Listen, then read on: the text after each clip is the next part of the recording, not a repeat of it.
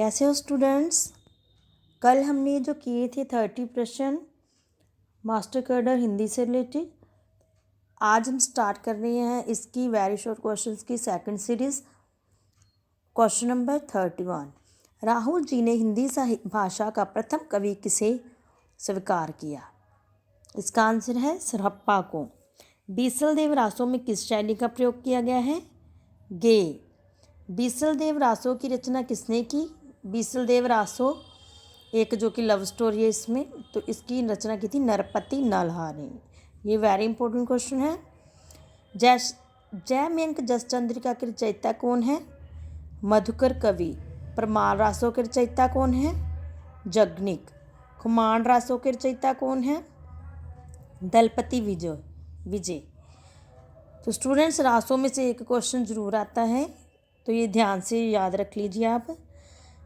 भविष्यत कहा के रचनाकार कौन है? धनपाल।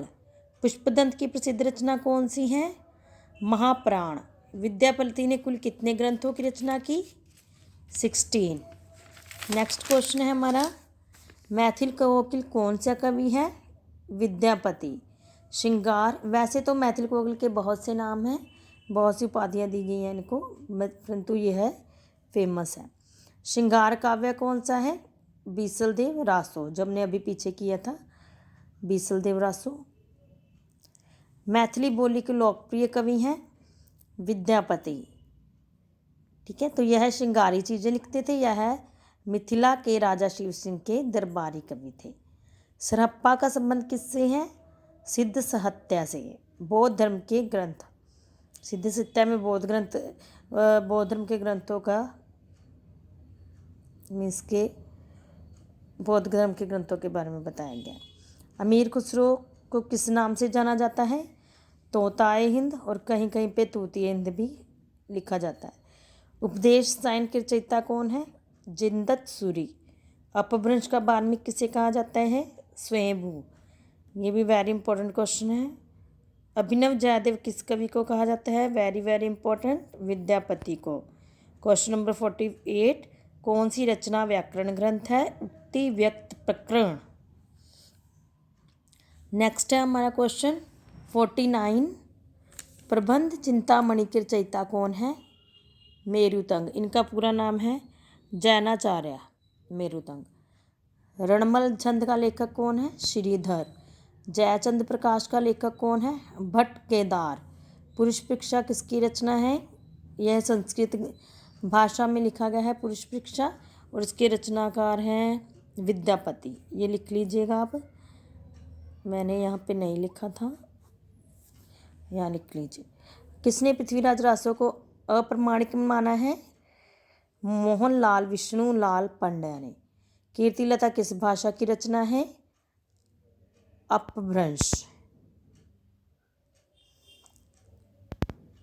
कहीं कहीं पे इसका कीर्तिलता और कीर्ति पताका अवट भी है इसका आंसर, तो ये कन्फ्यूज मत होइए अब, ये इसका ध्यान रखिए। आदिकाल में किस कवि ने अवट भाषा में